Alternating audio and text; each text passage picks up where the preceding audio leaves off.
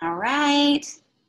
Okay, you guys. So welcome, welcome. We're so excited that you are on tonight. My name is Courtney Shaw, John Shaw, and Heather O'Brien. On all of our teams, we're super excited to welcome our very special guest, Amber Weaver. She is a national marketing director out of Texas. She's a mom of 2 kids, and she's got an amazing background. But what I love about Amber is that she has such sight into not into the future, like in kind of weird way, but she sees where she wants to go, and then she knows how to make the goals and achieve them.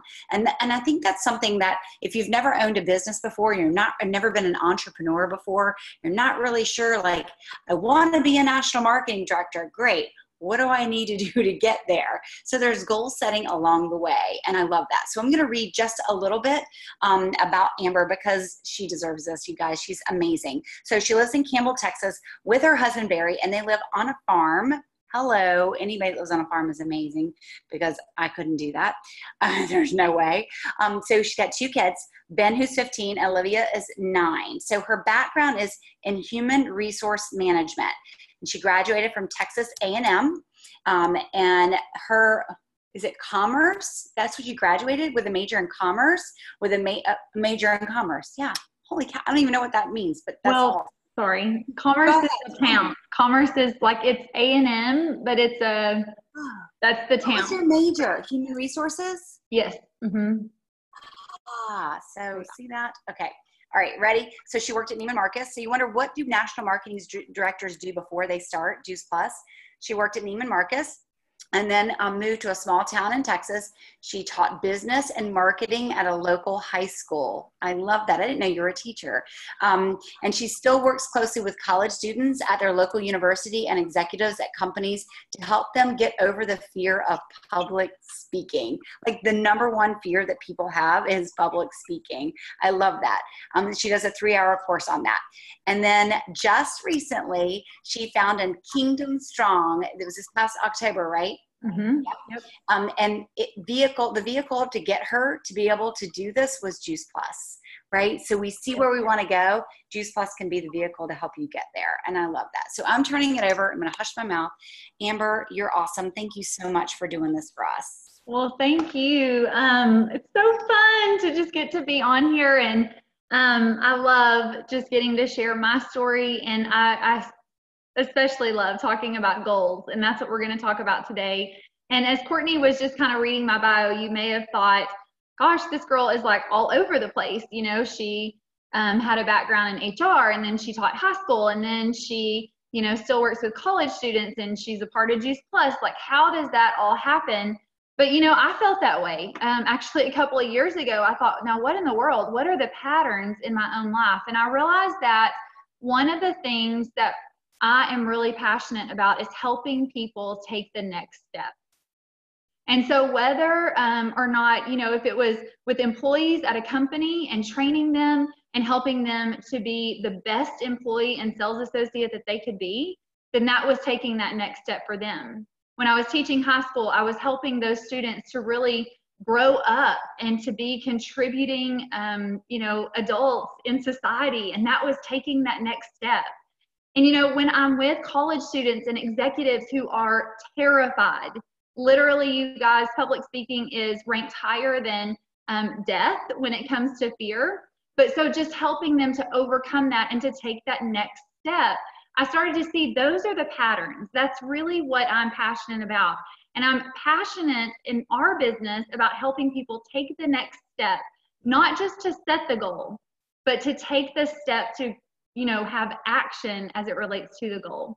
So I'm going to share with you first a little bit about my story, and you'll kind of see that really it was through our experience with Juice Plus that I just became so passionate about our product and our community. I actually owned my own fitness franchise, and so I owned 2 franchises. One was 100 miles away from our home. I live in a small town in Texas, but I wanted to be in the city. I lived in the city after I graduated from college, and then ended up kind of moving to a small town, met my husband, and we were here. And I just thought, you know what? I mean, I know how to set some goals, y'all, so I'm going to find a way to shift this thing.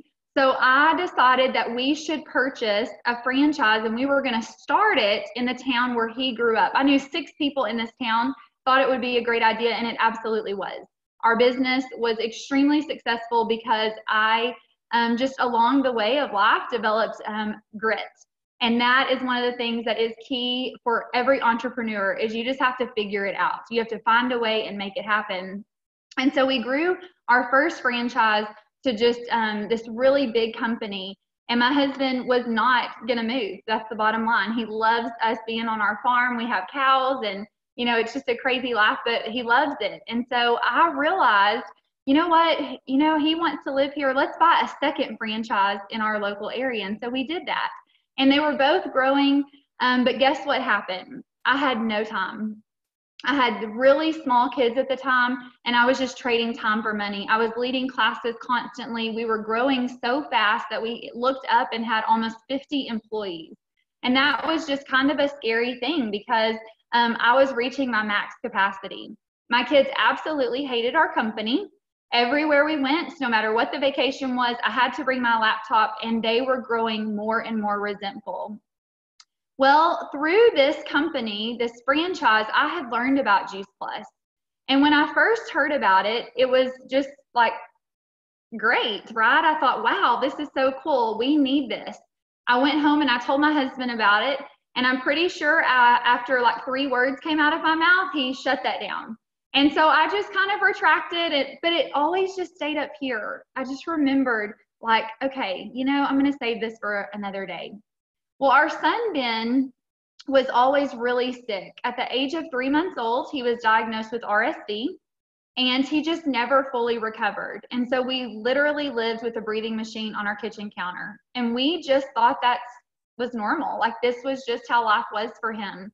Every year, when sports would start for him, he'd get into the season and he would develop like sports-induced asthma. And we had emergency inhalers and all of those things. Well, that was all fine and dandy until we ended up spending literally about $500 a month on copays alone. And you know, when it comes to doctor's visits, those aren't like expected.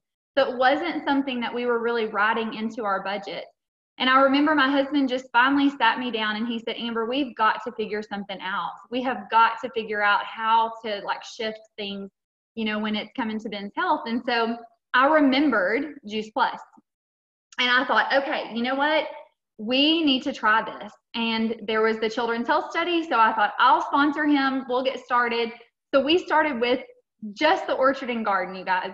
Eating the gummies. I was eating them. Ben was eating them. Well, I had been diagnosed with an autoimmune disease when I was 19. And through that, had always struggled with like gut health and things like that. So obviously, if you've been, you know, on Juice Plus for any amount of time, you know that's a really common thing that people see improvements in. But I wasn't paying attention. I was growing a business. My head was down. I was not noticing all of these incredible things that were happening until 18 months after we'd been taking the product. 18 months. I sit down to fill out the Children's Health Study survey. I will never forget this day. I was sitting at our kitchen counter. There was a question on that survey that just simply asked, have you been to the doctor less frequently? I could not remember the last time that we had been. Now, I'm curious by nature. Sometimes it works out for my good. Sometimes it gets me in a lot of trouble. This particular day, I called my husband and I said, hey, do you remember the last time that we took the kids to the doctor? He's like, no, I don't. So I called the doctor's office.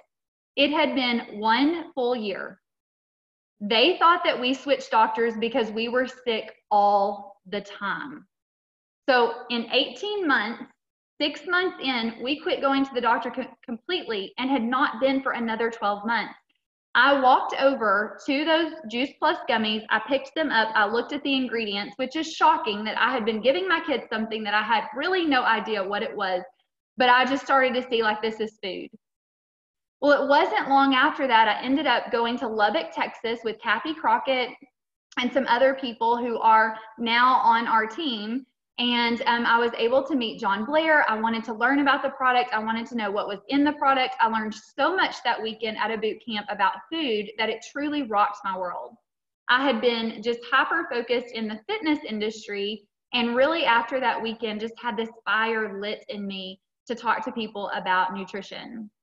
And so I just, became kind of ignorance on fire. I would tell moms, hey, I don't know, but when you're in the grocery store, you should just get some fruits and vegetables for your kids. Just pick up some extras. Like, I would say things like that. Who does that, y'all? I did. And so I was just telling people about Juice Plus. Well, Kathy Crockett called me up. She's brilliant, by the way. She called me up one day and she said, could I have 30 minutes of your time? Now, this was really brave for Kathy because I honestly told Kathy at the very beginning of our time together, hey, listen, I have negative time. I'll be a rep. I want to cover the cost of our own product. I want to control my own order. Y'all, that's how bad it was. I did not want to have to call someone if I wanted to answer. I want to control. So, but you need to know I'm not interested in anything more. I have negative time. And she honored that. She would text me.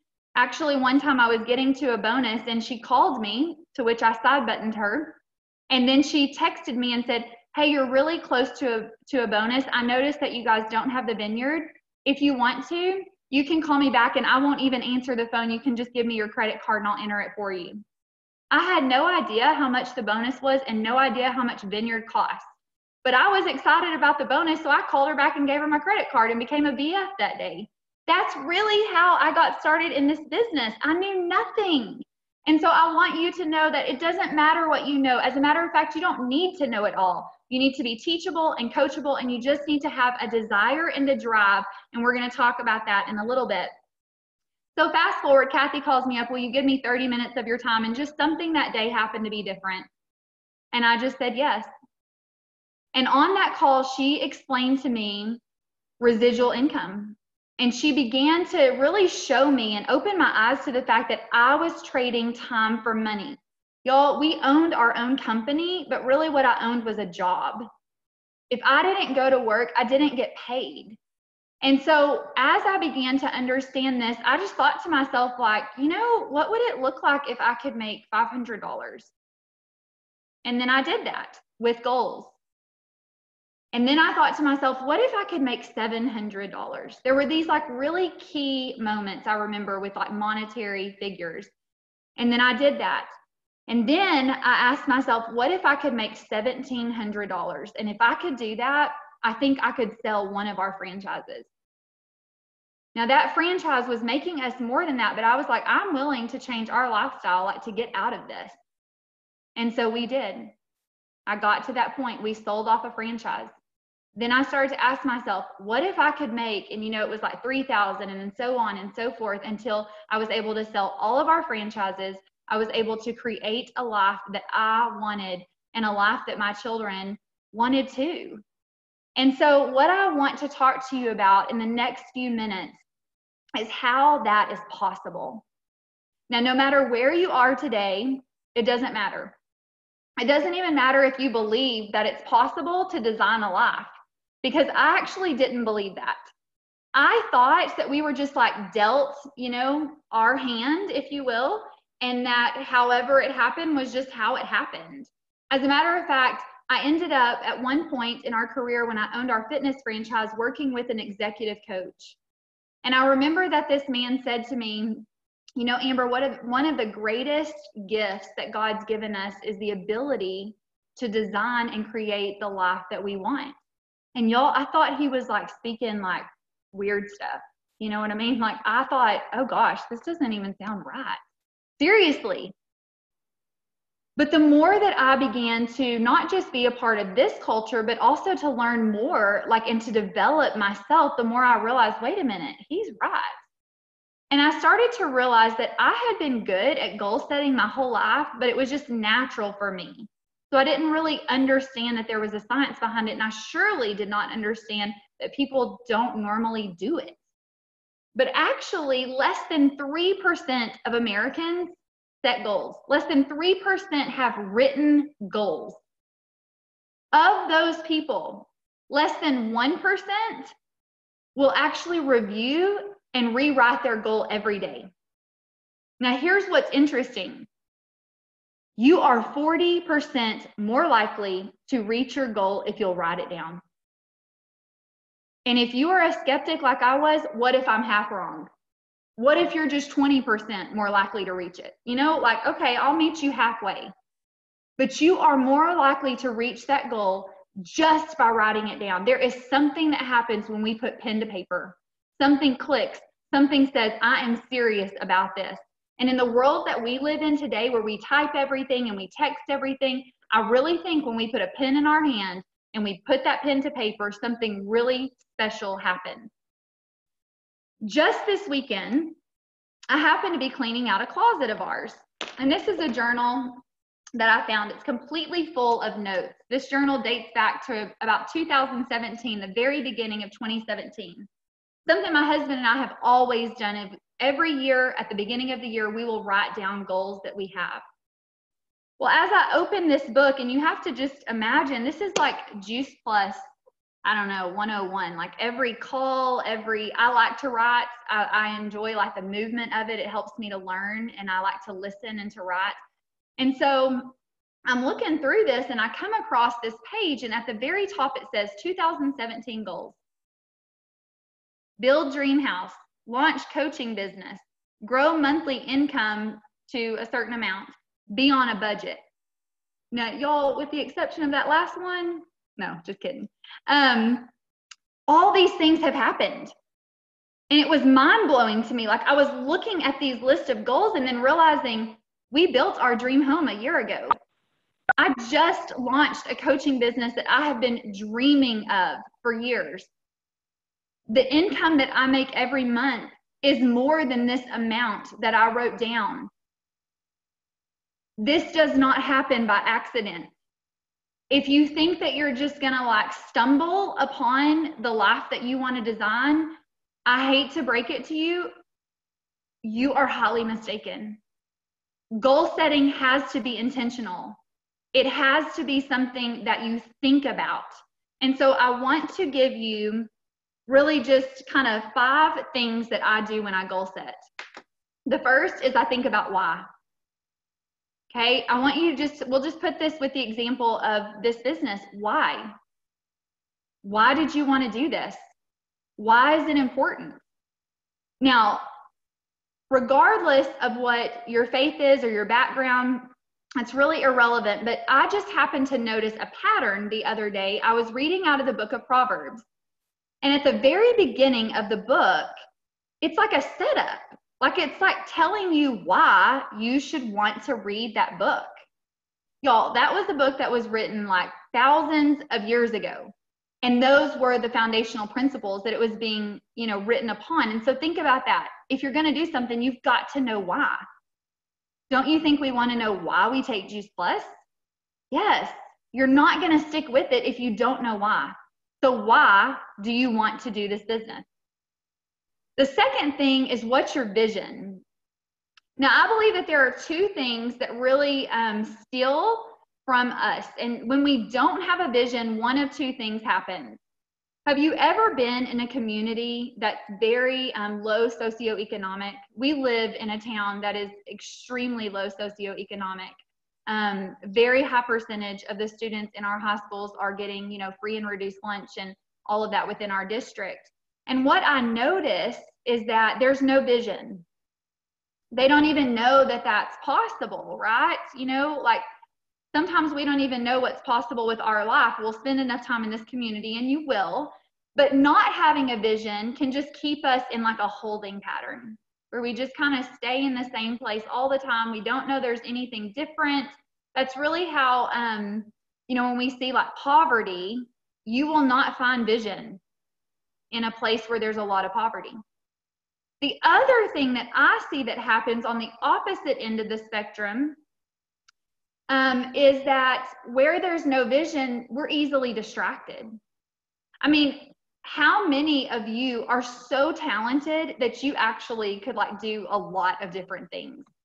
Sun's coming through my window. Sorry, y'all. Like you could do anything. Maybe you're asked a lot of times to do a lot of things. Hey, will you volunteer for this board? Will you come and run this PTO thing Will you go serve here? Will you come do this work here? You're asked to do so many things. And when you don't have a vision, we just tend to like go with the flow. You know, okay, we're pulled here, we're pulled there. So what you want to do is you want to really create vision. Like, what is your vision? Is it to be, you know, at a certain position? Is it to make a certain amount of money? I'll be honest with you, the monthly income was always the thing that drove me. Titles never motivated me. I knew that the title, though, was a way to the income. So the title helped me set the goal because the title was clear. I knew I had to have this amount, you know, of volume with structure and with orders. And so that was helpful to me, but it was always about whatever that income was. And so it doesn't matter what it is for you. That's just what it was for me. But decide what it is, create that vision, really close your eyes and sit with this. Like, what would it mean for you if you did that thing that you want to do? Let's just say it's national marketing director. What if you close your eyes and you just thought for a second, like, what would it mean for me and my family if I really did that? What would it mean for me and my family if I really qualified my business? What would it mean if my Juice Plus was covered and we did not have to think about the expense of that at all? Whatever that looks like for you. And then you're going to set goals. Now, here's the thing with goals. A lot of people actually get the vision and the goals confused. You cannot control the outcome. You cannot control whether or not a person says yes. All that you can control is how many times you have the conversation. You can control what you do with your time. You can control, you know, how you invest into your business, into yourself, all of those things. And so what are 3 goals that will help take you to that vision? An example would be, I'm going to show up on the Monday night calls. Okay, I'm going to stay plugged in with this community. And you know what? I'm going to stay plugged in, especially when I don't want to, especially when I feel like I'm struggling and I don't need to be there and I don't want to be there. Those are the moments that I'm really going to stay plugged in. Okay, a goal would be I'm going to have 4 events every month. And I'm going to map those out. That's 1 a week. Do you see, like, I'm going to have 100 conversations. Whatever that number is, that's a big number. Maybe it's 20 a month. It doesn't matter, but it's a number and it's something you can control and you can begin to work your way backwards. So again, I said I'm going to have 4 events in a month. That's 1 a week. What does that look like today? What's the next step? So after you define your goals, those are things that are going to take you there. Then you're going to really give some thought to some obstacles. People who miss this step typically are just like kind of living in la la land, being naive. You know, perfect world scenario just does not exist. And so what are the obstacles that could happen that are going to be things that you're going to be faced with potentially, or things that you need to overcome? So I'll just give you some of the ones that I see. Like, obstacles would be, you know, Monday nights, this is the time that I need to put our kids to bed. These are things that I just commonly see sometimes, all right? So that would be an obstacle.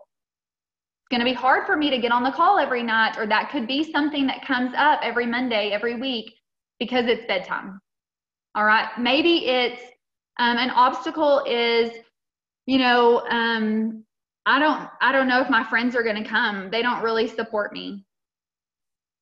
You know, what if they're like mean to me and they shun me because I'm doing this or whatever? You know, there's lots of obstacles, and you know yourself well enough to know what are the things that kind of throw you off track. What is it about your time that maybe throws you off?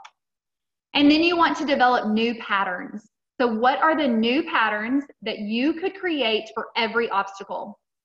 So if one of the things that you know, maybe you can't get on a call because you're putting your child to bed, but you can listen to that recording the next day, first thing in the morning, you know, you have control over that.